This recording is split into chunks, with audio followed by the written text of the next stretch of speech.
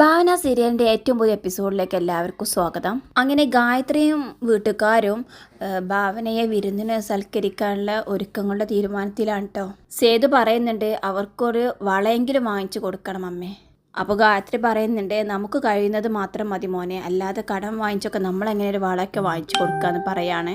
അതല്ലമ്മേ, ഭാവന എല്ലാവർക്കും വേണ്ടിയിട്ട് മുന്നിട്ടിറങ്ങി എല്ലാം ചെയ്യുന്ന ആളാണ്. അവളുടെ ഒരു കാര്യം വന്നപ്പോൾ നമ്മളായിട്ട് ഒരു കുറവും വരുത്താൻ പാടില്ല എന്ന് പറയണ്ട സേതു. ഞാൻ എന്തായാലും രമേശിനോട് കുറച്ച് ക്യാഷ് കടം ചോദിക്കുന്നുണ്ട്. അത് കിട്ടിക്കഴിഞ്ഞാൽ ഞാൻ എന്തായാലും അവൾക്ക് വേണ്ടത് വാങ്ങുമെന്ന് പറയാണ്. ഇനി ബാമയോ ഒക്കെ എന്തെങ്കിലും തരാൻ കരുതിയിട്ടുണ്ടോ ആവോ അമ്മയെന്ന് ചോദിക്കാൻ കേട്ടോ സേതു. എനിക്കറിയില്ലടാ, തരുന്നവർ തരട്ടെ, അല്ലാതെ ആരോടും പിരിച്ചു വാങ്ങാനൊന്നും ഞാനില്ല.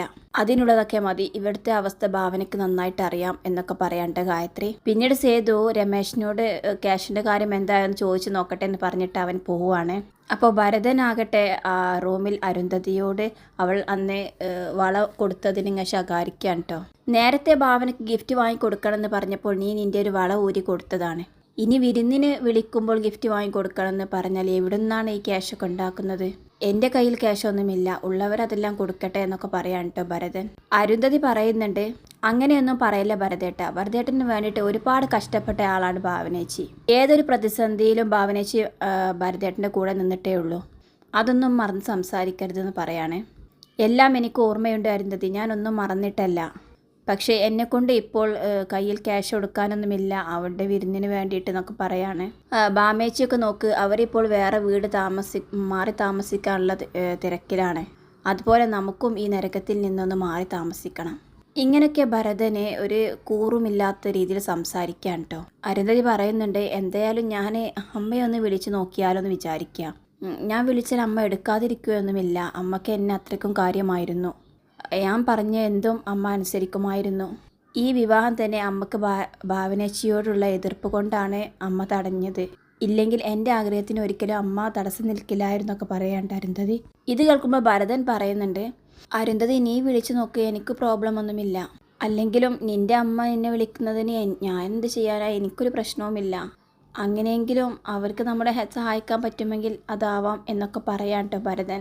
ഭരതൻ ഇപ്പോൾ പഴയ ആളൊന്നും അല്ല കേട്ടോ, അവന് ഒരുപാട് മാറിക്കഴിഞ്ഞു. അല്പം പണമുള്ളൊരു ഭാര്യയെ കിട്ടിക്കഴിഞ്ഞപ്പോൾ ആ കൊമ്പിലേക്ക് ചായാമെന്നുള്ള ചിന്തയാണ് കേട്ടോ അവന്.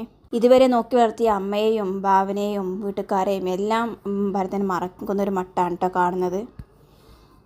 പിന്നീട് ഭാമയോട് അവളുടെ ഹസ്ബൻഡ് ചോദിക്കുന്നുണ്ട് ഭാവനേച്ചിയെ വിരുന്നിനൊക്കെ വിളിക്കല്ലേ, അപ്പം നമ്മൾ എന്തെങ്കിലും ഗിഫ്റ്റ് കൊടുക്കണ്ടേ എന്ന് ചോദിക്കുകയാണ്. അപ്പോൾ ഭാമ പറയുന്നുണ്ട് ഭാവനേച്ചിക്ക് നമ്മളൊന്നും കൊടുക്കണ്ട, ഇപ്പോൾ തന്നെ നമ്മൾ വീട് മാറാനുള്ള തിരക്കിലാണ്, അതിനൊക്കെ ഒരുപാട് പണം വേണം. അതിനിടയിൽ ഭാവനേച്ചിക്കുള്ള ഗിഫ്റ്റും കൂടി വാങ്ങിച്ചാൽ അതൊക്കെ വലിയ ചിലവുള്ള കാര്യമാണ് എന്ന് പറയാൻ കേട്ടോ ഭാമ. എന്നാലും അങ്ങനെയല്ല ഭാമേ, നിനക്കും നമുക്കൊക്കെ വേണ്ടിയിട്ട് ഭാവനേച്ചി ഒരുപാട് കഷ്ടപ്പെട്ടതല്ലേ. എന്ത് കാര്യം നമ്മൾ പറഞ്ഞാലും മുൻനിർത്തി ആദ്യം ചെയ്യുന്നത് ഭാവനേച്ചിയല്ലേ. എന്നിട്ടിപ്പോൾ ചേച്ചിയുടെ ഒരു ആവശ്യം വരുമ്പോൾ നമ്മൾ അങ്ങനെ പറയുന്നത് നന്ദിക്കേടല്ലേ എന്ന് ചോദിക്കാൻ കേട്ടോ. അതൊന്നും പ്രശ്നമില്ല ശങ്കർ, ചേച്ചിക്കിപ്പോൾ എല്ലാവരുടെ സിറ്റുവേഷൻ നന്നായിട്ട് അറിയാം, അതുകൊണ്ട് ചേച്ചി ഒന്നും തെറ്റിദ്ധരിക്കില്ല എന്നൊക്കെ പറയാൻ കേട്ടോ. പിന്നീട് ഗായത്രി പറയുന്നുണ്ട് എന്തായാലും ഗിഫ്റ്റിൻ്റെ കാര്യങ്ങളൊക്കെ നമുക്ക് ഏകദേശം തീരുമാനിക്കാം, പക്ഷെ ആദ്യം പോയിട്ട് അവരെ വിരുന്നിന് ക്ഷണിക്കണ്ടേ, എന്നിട്ടൊരു ഡേറ്റ് കണ്ടതിന് ശേഷം നമുക്കെല്ലാം തീരുമാനമാക്കാം എന്ന് പറയാണ്. ഇന്ന് വൈകുന്നേരം തന്നെ പോകാം, എന്തായാലും അവർക്കിത് കഴിഞ്ഞിട്ട് വേണ്ടേ പുറത്ത് എവിടെയെങ്കിലുമൊക്കെ പോവാൻ എന്ന് പറയാനുണ്ട് ഗായത്രി. അങ്ങനെ സേതുവും മായയും കൂടി ഭാവനയുടെ വീട്ടിൽ ചെല്ലുകയാണ്. എന്നിട്ട് വിരുന്നിന് ക്ഷണിക്കാൻ വന്നതാണെന്നും അങ്ങനെ അവർ വിരുന്നിന് നാളെ രാവിലെ തന്നെ എത്തിച്ചേരണം എന്നൊക്കെ പറയാണ്ട് സേതു. ഇത് കേൾക്കുമ്പോൾ ജയ പറയുന്നുണ്ട് മാനസയും കൂടി നിങ്ങളുടെ കൂടെ വിരുന്നിന് കൂട്ടിക്കോളൂ. ഇത് കേൾക്കുമ്പോൾ സേതുവിൻ്റെ മുഖം വല്ലാണ്ടാവാൻ കേട്ടോ. അതുപോലെ തന്നെ ഭാവനയ്ക്കും ഒരു ഇഷ്ടമില്ലാത്ത രീതിയിലാണ് മുഖം കാണിക്കുന്നത്. പിന്നീട് ജയ പറയുന്നുണ്ട് അല്ല സേതു എന്താ പറയുന്നത്, മാനസ വരുന്നതിൽ സേതുവിന് എതിർപ്പുണ്ടോ എന്ന് ചോദിക്കുകയാണ്. അപ്പോൾ സേതു മനസ്സിലുള്ള കാര്യം പറയാൻ കേട്ടോ, മാനസയെ വരണ്ടപ്പോൾ തൽക്കാലത്തിന് നമ്മൾ വിരുന്നിന് ക്ഷണിക്കാൻ സൂര്യയും ഭാവനയും അല്ലേ, അപ്പോൾ അവർ മാത്രം വന്നാൽ മതി.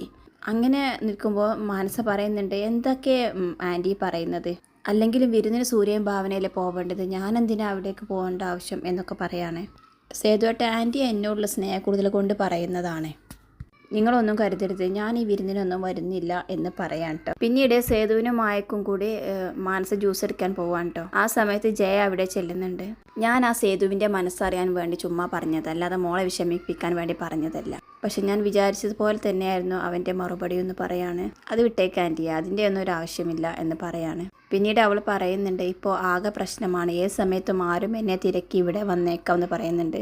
ജയ പറയുന്നുണ്ട്, എന്ത് പ്രശ്നം, നീ ഇവിടെ തന്നെ നിന്നാൽ മതി, എന്ത് പ്രശ്നമുണ്ടെങ്കിലും നമുക്കത് സോൾവ് ചെയ്യാമെന്ന് പറയാൻ കേട്ടോ. അപ്പം മാനസ പറയുന്നുണ്ട്, ആൻറ്റി വിചാരിക്കുന്നത് പോലെ ഞാൻ ചുമ്മാ പറയുന്നതല്ല, സീരിയസ് ആയിട്ടാണ്.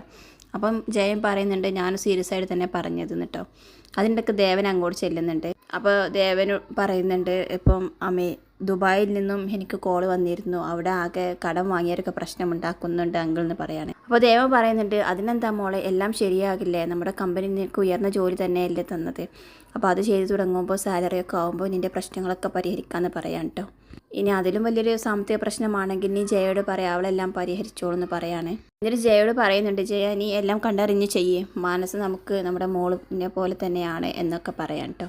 ഇതൊക്കെ കേൾക്കുമ്പോൾ ജയക്കും മാനസികമൊക്കെ സന്തോഷമാവാണ്.